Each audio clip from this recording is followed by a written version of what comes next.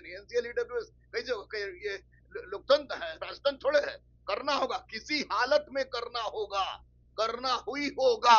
इसलिए जो लड़के पास कर गए हैं 1,60,079 लड़के, उनको तो ब्रह्मा विष्णु महेश भी अब रिटर्न में फेल करने नहीं जा रहा। रहमान सर क्या बच्चे के साथ अब तैयार हैं एनसीएल के मुद्दा पे सर? क्योंकि बहुत उम्मीद लगाए हुए हैं कि जल्दी से जल्दी मुद्रा सुधरे सर, क्योंकि फिजिकल के बाद ये सही नहीं होगा।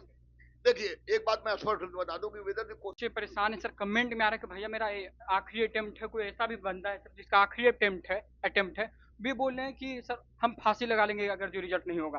तो सर कैसे नहीं फांसी लगाना तो मूर्खता है। सर बिहार पुलिस का वैकेंसी न्यू कब आ रहा है, कब तक आने का चांस लग रहा है? नवंबर लास्ट तक 22,000 के लगभग बहाली की बात सुनने हैं। और नहीं दोस्तों, आज हमारे साथ जो आप और ईडब्ल्यूएस इसके बारे में हमारे पास गुरु दरोगा के रहमान सर उपस्थित है और ये मैटर जो एनसीएल और ईडब्ल्यूएस का फंसा हुआ है यहाँ पे सॉल्व करेंगे सर कि कैसे सर एनसीएल और ईडब्ल्यूएस को सुलझाया जाए। सीएसबीसी कब सुधरेगा सर, आयोग कब सुधरेगा, कैसे सर ये सुधरेगा बेटर? देखिए आयोग सुधरे या न सुधरे, लेकिन इतना तय है कि इसको किसी भी हालत में एनसीएल और ईडब्ल्यूएस 22-23 का जो दिए है किसी भी हालत में लेटेस्ट तक लेना पड़ेगा। क्योंकि किसी भी व्यक्ति की ना तो जाति बदल जाती है अचानक, जाति बदलती ही नहीं है। एक आध को अपवाद छोड़ दिया जाए तो हम लोग इस आदमी का। दूसरा सबसे महत्वपूर्ण बात ईडब्ल्यूएस में कोई भी खाकपति से एक आध साल में करोड़पति अरबपति नहीं होता है। इसलिए इनको किसी भी हालत में एनसीएल और ईडब्ल्यूएस का मुद्दा उसी तरह सुलझाना होगा जिस तरह 1275 दरोगा में आपने सुलझाया है। और मैंने 4 मुद्दा की बात रखी है माननीय चेयरमैन के सामने, माननीय मुख्यमंत्री के सामने। इसमें रखा है मैंने कट ऑफ की, स्पेशली विभिन्न वर्गों को कट ऑफ दीजिए, आंसर शीट जारी कीजिए, नॉर्मलाइजेशन की किस प्रक्रिया को आपने अपनाया वो, और एनसीएल और ईडब्ल्यूएस विवाद जो है उसको तुरंत समाप्त कीजिए ताकि छात्रों के मन में जो भी संशय की स्थिति उत्पन्न हुई है वो संशय की स्थिति समाप्त हो। निश्चित रूप से ये बातें माननीय मुख्यमंत्री के दिमाग में भी चला गया है और ये आयोग लोग सुधरने वाले नहीं है, लेकिन माननीय मुख्यमंत्री निश्चित रूप से इनमें सुधार करेंगे, हमको पूरा विश्वास है। सर रहमान सर जो कि गुरु माने जाते हैं सर, एनसीएल वाला जो मुद्दा है सर इसके लिए मतलब कि कितना बच्चे का सवाल आ रहा है कि कब से कब तक लिया जाएगा सर? तो कब से कब तक लिया जाएगा आपको? देखिए फॉर्म भरवाने के समय में इन्होंने तिथि दिया था कब से कब लिया जाएगा, लेकिन फॉर्म भरवाने के बाद क्या आपने परीक्षा ले लिया ठीक से? आपने डकैती करवाया, तरह तरह के डकैती क्वेश्चन आउट हो गए, उसके बाद दोबारा परीक्षा हुआ, एक लंबे इंतजार के बाद आपने रिजल्ट दिया। तो एनसीएल और ईडब्ल्यूएस के बारे में स्पष्ट रूप से 2 से 3% लड़कों के पास उसका उचित सब कुछ है, बाकी किसी के पास नहीं है। इसलिए मैं स्पष्ट रूप से अनुरोध कर रहा हूँ, गुरु हूँ, छात्रों की समस्या से रूबरू होता हूँ प्रतिदिन, इसलिए आपसे अनुरोध कर रहा हूँ हुजूर एनसीएल और ईडब्ल्यूएस जब तक कहो लड़के को अलाउ कीजिए, क्योंकि ऐसा नहीं करने पर निश्चित रूप से लड़कों के मन में असंतोष की स्थिति है।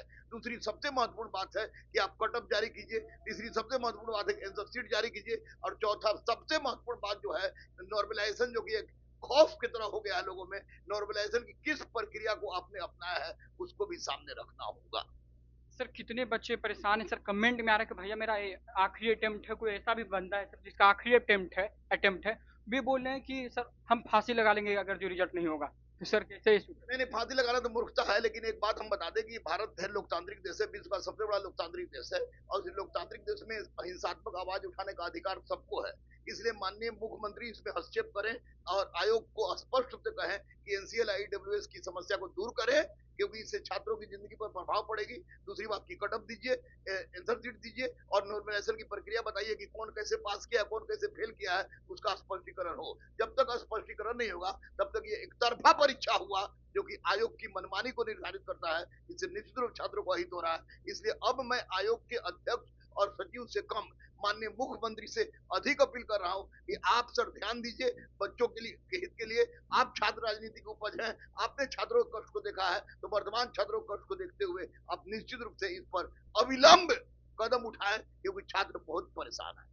सर जो बच्चे का कितना बच्चा का ऐसा भी है सर, किसी का 45 मार्क्स है, जनरल में से कैटेगरी की बात करें अभी तक हाल में पूछे उन लोग से, तो कितना का 45 आ रहा है मेरा रिजल्ट हो गया, और कितना का 55 में भी रिजल्ट हुआ है सर, कितना का 65 में, तो कैसे सर हुआ? It is only due to normalization system. वही तो मैं कह रहा हूँ किस तरह का नॉर्मलाइजेशन लागू किया है आपने, वो आप दीजिएगा ना भाई। हम ब्लड चेक कराने जाए और ब्लड चेक कर डॉक्टर बोले सब कुछ ठीक है, तो हमको बताइए कि ना कौन ची कितना है, कौन ची कितना है। तो आप ना एंसर शीट जारी किए, ना कटअप जारी किए, ना नॉर्मलाइजेशन की कौन सी प्रक्रिया अपनाई वो जारी किए। एनसीएल ईडब्ल्यूएस को विवाद में फंसा के काहे के लिए लंबा से लंबा बहाली को खींच रहे हैं। अभी बिहार में पुलिस की जबरदस्त आवश्यकता है, इसलिए माननीय मुख्यमंत्री इस पर आप नजर डालिए, आप नजर डालिए, क्योंकि आयोग के अध्यक्ष लोग सुनने को तैयार नहीं है। रहमान सर क्या बच्चे के साथ अब तैयार हैं एनसीएल के मुद्दा पे सर? क्योंकि बहुत उम्मीद लगाए हुए हैं कि जल्दी से जल्दी मुद्रा सुधरे सर, क्योंकि फिजिकल के बाद ये सही नहीं होगा सर। देखिए, एक बात मैं स्पष्ट बता दूं कि whether the question arise about mister Rahman, तो मिस्टर रहमान बच्चों के लिए था, बच्चों के लिए है, बच्चों के लिए रहेगा, बच्चों के लिए जीता था, बच्चों के लिए मरता है, बच्चों के लिए मरेगा भी। और रही बात की अगर आप कहिए कि हिंसात्मक आंदोलन करें तो मैं इसके साथ नहीं हूँ, रोड पर उतरने तो इसके साथ नहीं हूँ, लेकिन आमरण अनशन आयोग के सामने बैठने का, माननीय मुख्यमंत्री से मिलने की बात कहिएगा तो उसके साथ मैं 100% आपके साथ था। बिना किसी लालच के लेके लपाट के हम बोल सकते हैं कि मैं आपका था, आपका हूं, आपका रहूंगा, और आपकी समस्या का जब तक निराकरण नहीं होगा तब तक मैं किसी स्तर तक गुजरने के लिए तैयार हूं। ढंग मेरा अहिंसात्मक जरूर होगा, लेकिन निश्चित रूप से झुकना पड़ेगा आयोग को, और बच्चों के लिए के हित में प्रश्न उठाना पड़ेगा। सर बिहार पुलिस का वैकेंसी न्यू कब आ रहा है, कब तक आने का चांस लग रहा है? नवंबर लास्ट तक 22,000 के लगभग बहाली की बात सुन रहे हैं, और 2900 दरोगा की, लेकिन नवंबर में किसी हालत में बहाली आ जाएगी। इसलिए बच्चों को मैं कह रहा हूँ कि आप अपना तैयारी रखिए, तैयारी करिए, एनसीईआरटी पढ़िए, एससीईआरटी पढ़िए, प्रतियोगिता दर्पण पढ़िए, लेकिन रगड़ के पढ़ते रहिए और फिजिकल भी करते रहिए। अब प्रत्येक प्रकार के मादक पदार्थ से दूर रहिए ताकि आपकी समस्या का निराकरण हो जाए। बहाली बड़ी संख्या में आ रही है, इसीलिए तो मैं माननीय मुख्यमंत्री को सैल्यूट करता हूँ कि जितना भारत में रिजल्ट नहीं वैकेंसी नहीं आई उतना आपने अकेले बिहार में दिया है। तो स्वाभाविक है इस बहाली को दे देने से नहीं, इस बहाली का सफलतापूर्वक संचालित कर देना और छात्रों को संतुष्ट कर देना सबसे अहम मुद्दा है, उसको कीजिए। सर हमारा यही कहना कि बिहार में ही ऐसा क्यों प्रॉब्लम है सर, और स्टेट में क्यों ऐसा प्रॉब्लम नहीं कि सारा प्रॉब्लम यही हो जाता है? कभी कट ऑफ का बात हो, कोई भी सरकारी रिजल्ट आता है सर, टीचर का भी बात करें तो यही हो रहा है अभी सर। तो ये बिहार में ऐसा क्यों प्रॉब्लम?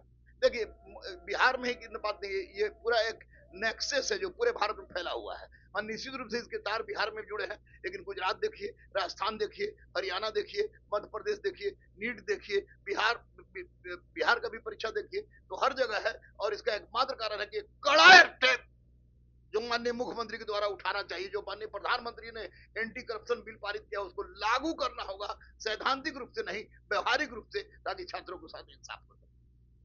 सर बच्चे का अब फिजिकल का तैयारी करें सर, क्या फिजिकल का टीचर साथ देंगे तभी मुद्दा सॉल्व होगा? फिजिकल का टीचर क्या करेगा? लोग रोड पर जाने से लाठी खाना किसी भी दृष्टिकोण से उचित नहीं है। अहिंसात्मक ढंग से आप गुलाब का फूल लेके जाइए, आमरण अनशन पर बैठिए, अनशन पर बैठिए, हिंसा इसका निराकरण नहीं है। और निश्चित रूप से माननीय मुख्यमंत्री सजग है, जो बच्चों के पक्ष में फैसला दिवाएंगे, ये मुझे पूरा विश्वास है। नहीं तो मैं भी बच्चों के साथ अहिंसात्मक रूप से आंदोलन में उतरूंगा। सर अगर जो फैसला इस बार नहीं हुआ एनसीएल मुद्दा पे, तो क्या सर रहमान सर साथ देंगे? 100% यार, जब मैं बोला कि मैं सोते जागते इन्हीं के लिए सोता जागता हूँ, तो साथ क्यों नहीं देंगे? और होगा कैसे नहीं? एनसीएल ईडब्ल्यूएस कैसे होगा? ये लोकतंत्र है, राजतंत्र थोड़े है। करना होगा, किसी हालत में करना होगा, करना हुई होगा। इसलिए जो लड़के पास कर गए हैं 1,07,079 लड़के, उनको तो ब्रह्मा विष्णु महेश भी अब रिटर्न में फेल करने नहीं जा रहा है। लेकिन जो लड़के फेल किए हैं उनके लिए जरूरी है कि cut off answer sheet normalization की प्रक्रिया अति शीघ्र जारी किया जाए, और एनसीएल ईडब्ल्यूएस लेटेस्ट तक का, जब तक बच्चे अब लेटेस्ट तक का मान्य हो, जैसा यूपीएससी में होता है, उसको मान्य कीजिए ताकि बच्चों की समस्या का निराकरण हो। सर कितने लड़कियां का मांग है कि हम लोगों का हाइट कमा दिया जाए, तो सही है मांग सर? देखिए, मांग तो बेटी है, माननीय मुख्यमंत्री लड़कियों के लिए, ट्रांसजेंडर के लिए बहुत कुछ किए हैं। तो 160 था, 160 से 155 कराने वाला मैं ही था लड़कियों को लेकर रोड पर उतरने के लिए। तो अगर 152 कर देंगे तो निश्चित रूप से अच्छी बात होगी। लड़कियों की मांग सही है, क्योंकि लंबाई निश्चित रूप से घट रहा है, और लड़की का अगर 152 हो जाता है तो कोई बुरा नहीं है, मैं इसका समर्थन करता हूँ। तो जैसा कि मेरे दोस्तों आपने देखा कि गुरु रहमान सर ने एनसीएल मुद्दा पे आप लोगों के साथ हमेशा खड़े रहेंगे और बोले हैं कि हम लोग साथ देंगे अंत तक भी। तो सर धन्यवाद हमारा यूट्यूब चैनल में। Thank you, thank you, thank you.